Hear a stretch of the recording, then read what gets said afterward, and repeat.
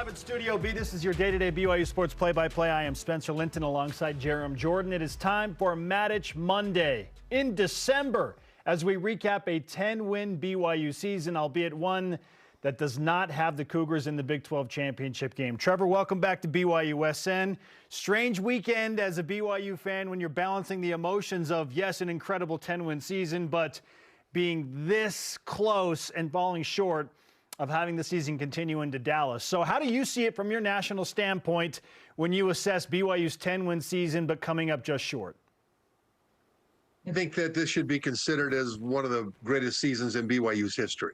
You know, there have been 19 other 10-win seasons since BYU started playing football. So that's not necessarily unique, but this is the first time BYU has ever won 10 games in a regular season in a power conference. And not only did they complete that, they also finished from a record standpoint 7-2, tied for first place in the Big 12. Now, they lost out on the championship game on a tiebreaker.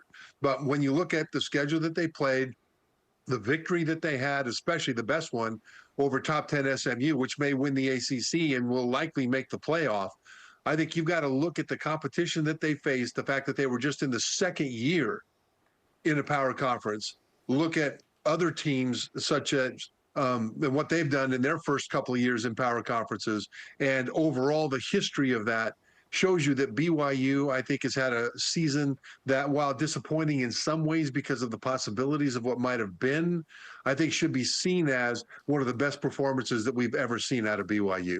Since 1972, BYU has doubled its wins only 3 times. This is the 3rd time. How did BYU do that this year? They did it a couple of ways. One is that they had an electrifying defense. I mean, this team very much led by its defense. People that watch your show know that BYU led the nation, tied for first in the nation in interceptions. They're very disruptive. They take the ball away. They make stops when they have to make stops. They're very good at situational football, very aggressive. And I think that's how it starts.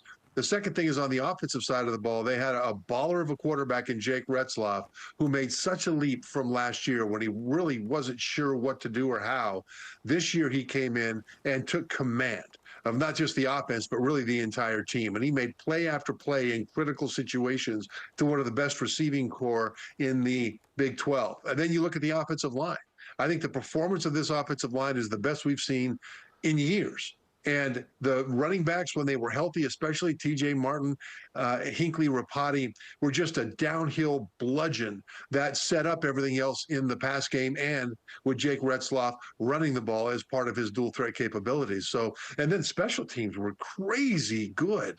I mean, they scored touchdowns on special teams. They had big returns that set the offense up for touchdowns on special teams. I mean, all 3 phases of the game were big play phases of the game.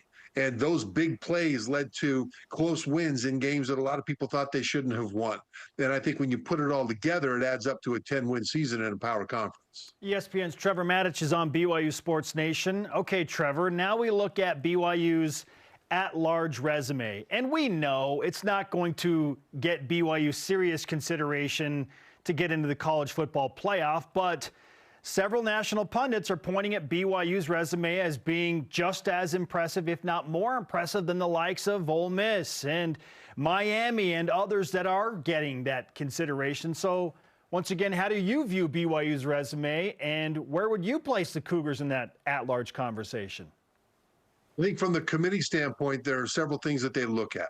And I'm still not quite sure what they value the most. If they value quality wins, then you've got to look at BYU as a candidate for an at-large position because of that win over SMU, especially once we find out what SMU does next week and they put out their final rankings after that in the ACC championship game.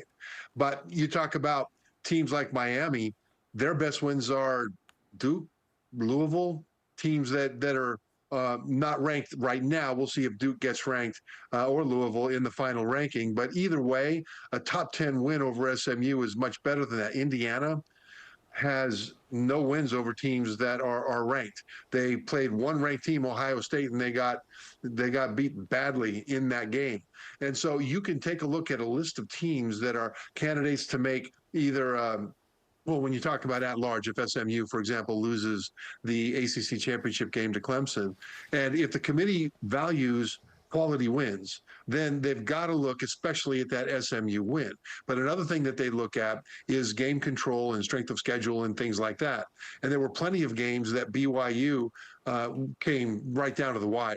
And especially Utah and Oklahoma State, two teams that did not have good seasons. BYU needed to score in the final seconds in order to win those games. And Indiana, for example, in that comparison, dominated pretty much everybody that they played.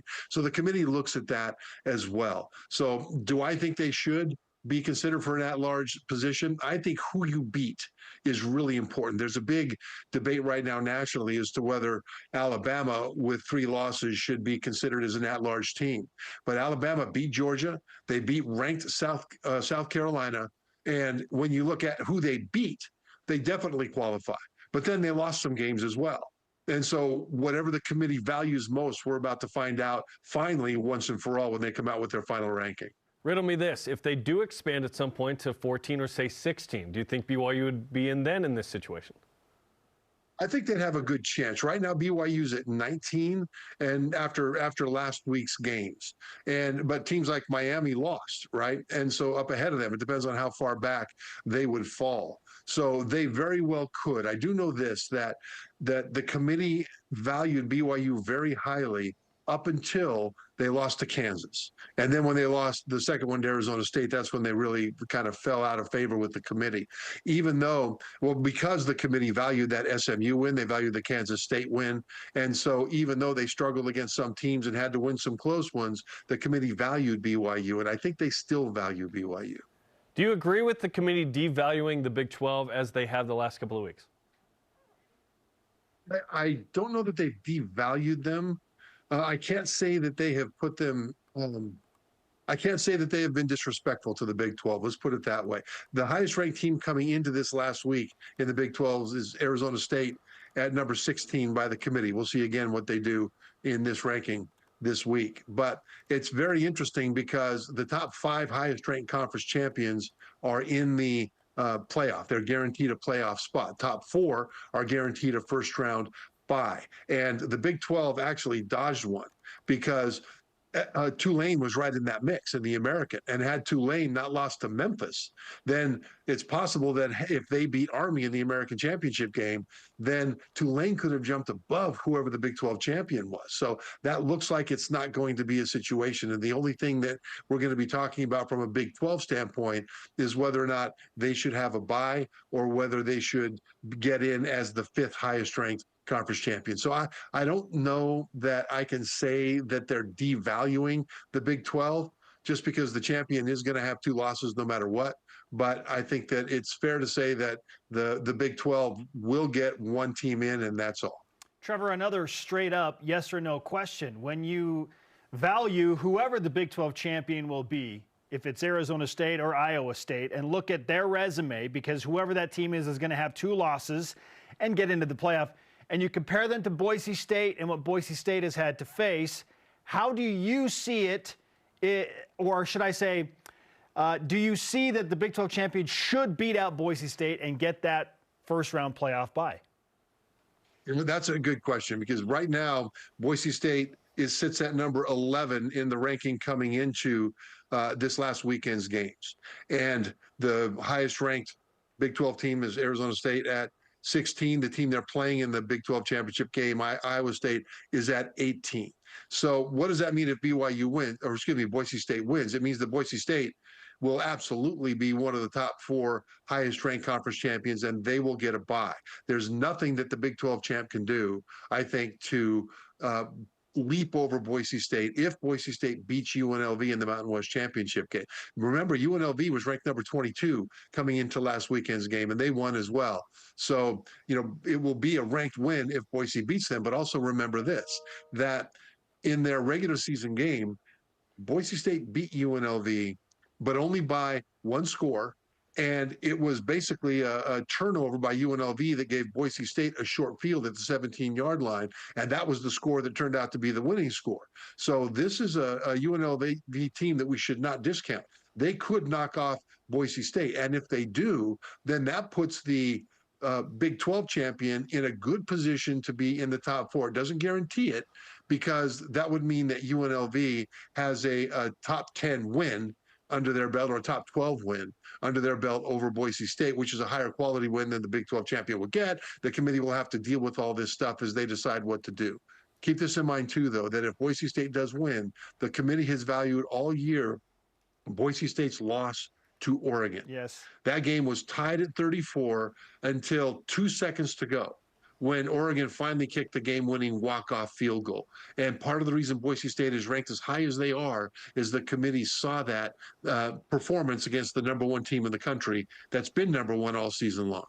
Boise State, ESPN strength to schedule 86, UNLV 107. I would hope the Big 12 champ would be the higher-ranked team, but we shall see. BYU potentially could go to the Alamo Bowl, Liberty Bowl, Texas Bowl, or perhaps the Pop-Tarts Bowl. So do you prefer BYU in a more prestigious bowl or with an edible mascot? You know, I've got to say, from a cool standpoint, the Pop-Tart Bowl is awesome, because the edible, that massive, ginormous Pop-Tart that they have out there, people go over there and just pull pieces off of it. I thought it was made of styrofoam. It's made of Pop-Tart, and that is super cool. And so there's so much fun you can have with that. But any of those bowls would be fantastic. I mean, I don't see this as a consolation prize for BYU going to a really good bowl game. Probably they have a chance to go to the best bowl game since they played in the Cotton Bowl back in the 90s. I think it was 99 or something. And so this is not a consolation prize. This is a reward for a fantastic season. But if you ask me, I would love to see all the things you can do with Pop-Tarts. I would, with what Cosmo would do around that mascot.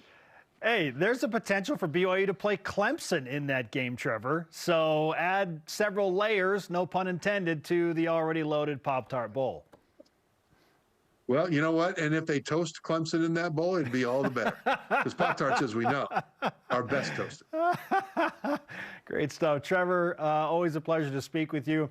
We'll do this again, obviously, as we get through the college football playoff rankings and near whatever bowl game BYU is playing in. But as always, thanks for bringing it.